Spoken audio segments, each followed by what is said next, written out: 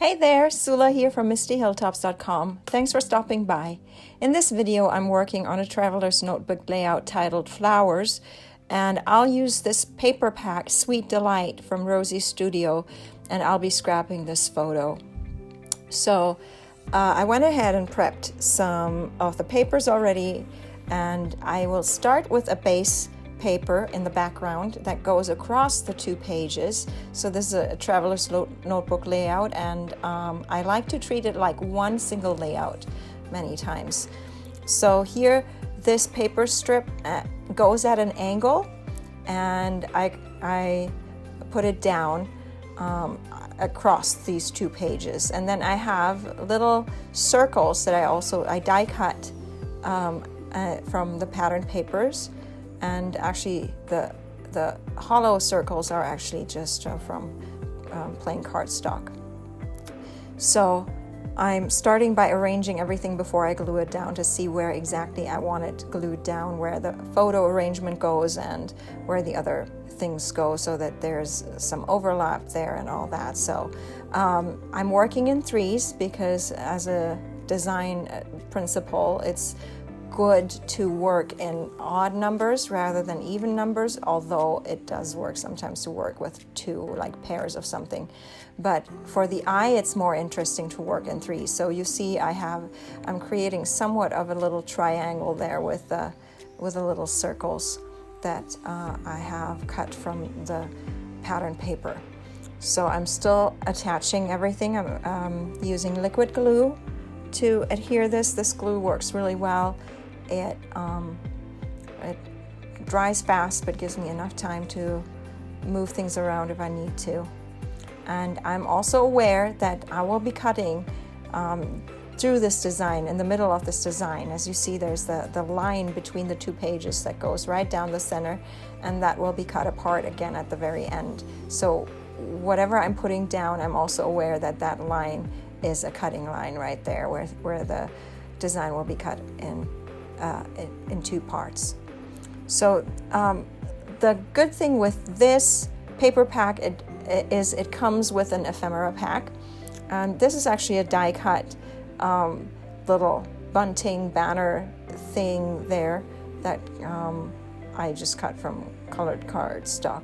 Now here you see me, I will treat my flowers. I die cut these flowers actually from watercolor paper, because the watercolor really has the right kind of, it matches the colors from the paper pack really well. And so I'm just giving the flowers just a little dimension. I'm not going too strong because I don't want things to be too bulky on my pages. So because it's a traveler's notebook, and if you have full-on flowers in their full dimensions, it just is too bulky. But I'm just giving it, so I start with the back side and do the petals first, and then I go turn it around, and then I press down in the middle. So, and that gives it some nice dimension there. So I have two flowers that I have to create that way, and then a few smaller ones that I will just be arranging, not too big, not like the two bigger flowers. So I'm still working on this, and I actually, one of the tools I'm using is just a pen that happens to have a very nice rounded tip at the end there, and it's just the size in between the tool that I have right there for the flowers. So now I'm going with the leaves. I'm not doing every leaf, but I'm doing 3 of the leaves. So I'm done. Actually, this is, by the way, a mouse pad that I have lying around that I never use, and so it works really well for my flowers, for shaping my flowers. I've used it plenty of times. So here I put the centers in the flowers, and I always make sure that they're offset a little, if that works out, so to give the flower some nice dimension there. And then these flowers will go, but I wanted it to go over there at that corner, but then I realized, well, that's right where the cutting line will be. so that flower will not stay there. It would have looked nice, it would have been nice, but because of it's right in the center of these two pages, and it would cut the flower in half, which is possible, but then I would have to glue down, and then the petals would become flat on the page, and I thought that would be too boring. So I considered it, but I then decided to put the flower somewhere else. So even though it would have been the nicer place, I have to also keep practicalities in mind. So this is a little like a garland that was in the ephemera pack that comes with the paper pack. So you see me here with the flower where I'm trying to decide where should it go, and it will end up going there rather than right with the picture. I wanted it to go where the picture is. So now I can put down the picture because everything that goes underneath the picture has been glued down, and then it's ready for the leaves. I start with the leaves to glue those down first, and then the flower will follow. And the same goes with the other flower. So I only put glue in the center there, and I'm still looking where to put the flower, but again, it'll go across that center line there. This is how I kind of would like it to be more, but again, I can't really do it where it has to be where it doesn't touch the center there, because I would have to cut the flower in half, or not in half, but in some part, and I knew it was just not going to be a nice look to the flower.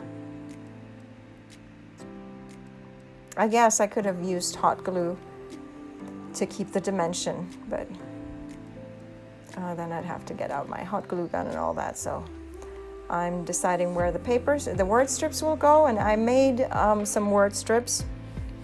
These are just, I write them on my computer, these word strips, easy to make, and then I print them on cardstock and then cut them out.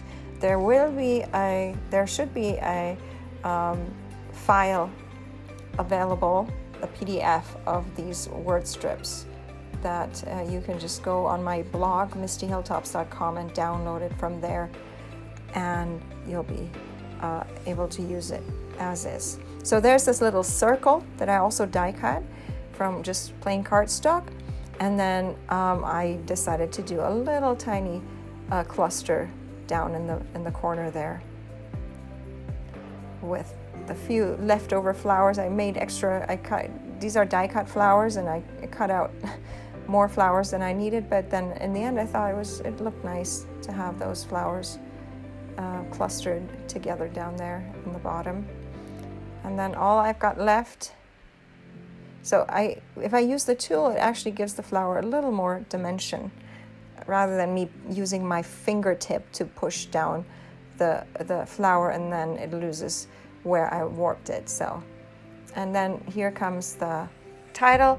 I cut it from one of the papers. Actually, there's a gray paper that is it's not solid colored, but it's very uniform in color. And so I used one of my die cuts to cut out this title there.